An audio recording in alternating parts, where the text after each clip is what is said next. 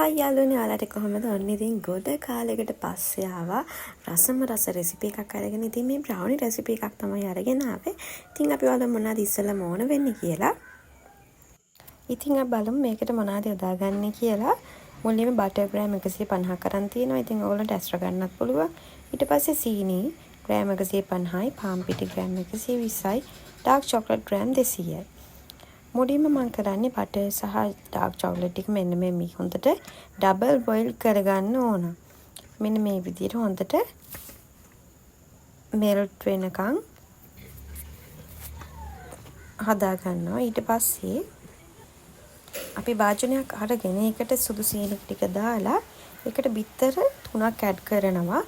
ඒක සැරින් සැරේට තමයි ඇඩ් කරන්නේ. එකපාරටම ඇඩ් කරගන්න නැහැ. ඉතින් ඔයගොල්ලෝ හදලා බලන්න කමෙන්ට් එකක් දාන්න. ඒ වගේම channel එක subscribe කරන්න අමතක කරන්න එපා. හරිම ලේසියෙන් හදාගන්න රෙසිපි එකක් තමයි මේක. ඉතින් ගොඩාක් ජාති අවශ්‍ය නැහැ. බ්‍රවුන් sugar ඕනි නැහැ. බේකින් සෝඩා ඕනි නැහැ. හරිම රසයි මේක. හදලා බලන්න කමෙන්ට් එකක් දාන්න.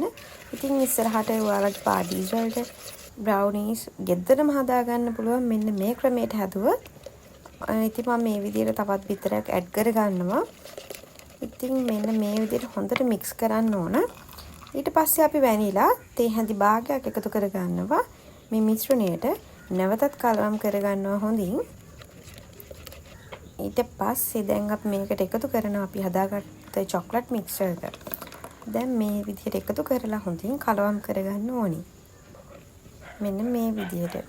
ඉතින් ආයෙත් මතක් කරන්න channel එක subscribe කරන්න නැත්නම් subscribe කරන්න. ඒ ළඟම තියෙන bell icon එක click කරන්න අමතක කරන්න එපා. ඉතින් ඊට පස්සේ අපි මේකට එකතු කරගන්නවා පාන් පිටි ටික. මෙන්න මේ විදිහට එකතු කරලා ඒකත් නැවත කලවම් කරගන්න ඕනේ.